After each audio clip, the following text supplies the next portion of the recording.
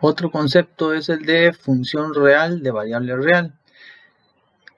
Son las funciones en donde su dominio y codominio son subconjuntos de R.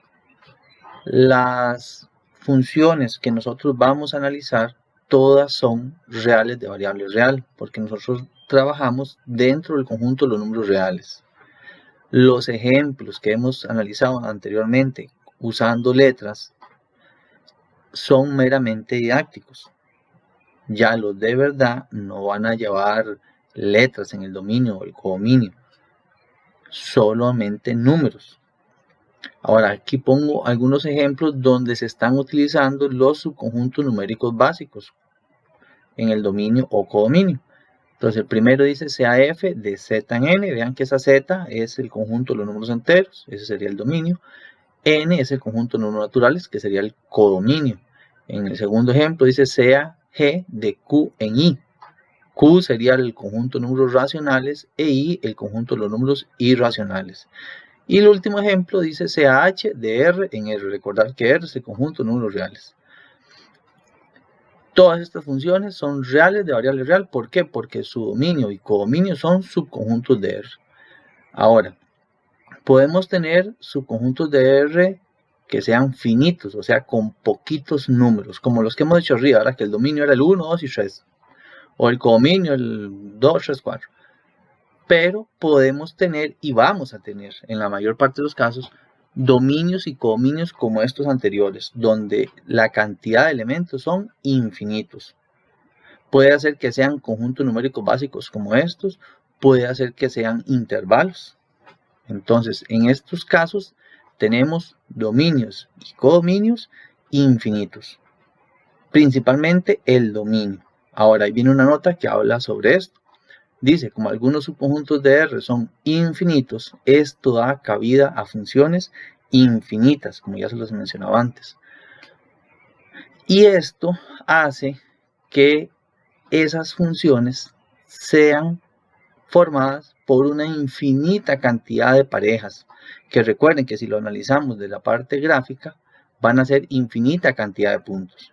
Y por lo tanto, esas gráficas ya no van a ser puntos aislados, sino que van a ser líneas completas. Puede ser que sea un segmento, por ejemplo, si el dominio es un intervalo. O puede ser que sea una curva o una recta infinita si tenemos un dominio R, por ejemplo.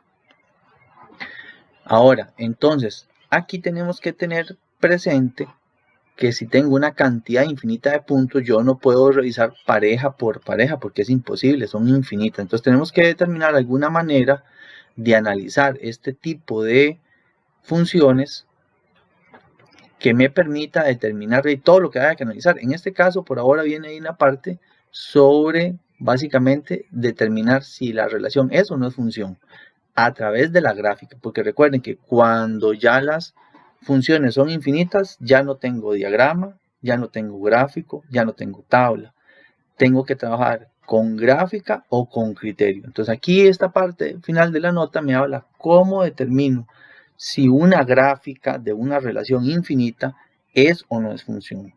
Entonces básicamente lo que vamos a buscar es errores, o sea, fallos.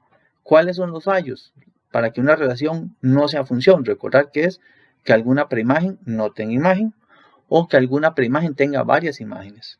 Ahora recuerden que aquí lo que va a tener es un dibujo, alguna raya ahí en el plano cartesiano. Entonces la manera de verificar que esa gráfica sea o no función es trazando líneas verticales o rectas verticales a lo largo de todo el dominio que establezca la función, o la relación más bien. Y verificar que esas verticales intersequen una única vez la gráfica. Entonces usted ve cuál es el dominio, el que sea. Y tenemos que lanzar líneas verticales a lo largo de todo ese dominio y ver que esas líneas verticales tocan únicamente una vez la gráfica. Tienen que tocar la gráfica y tienen que tocarla una única vez.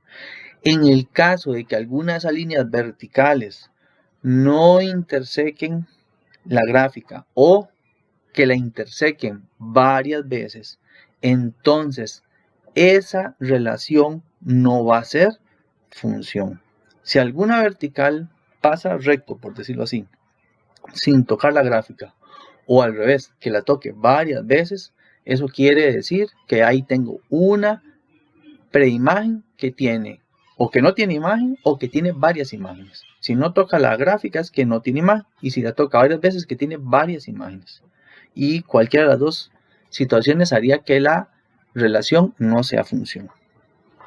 Más adelante vamos a ver unos ejemplos al respecto.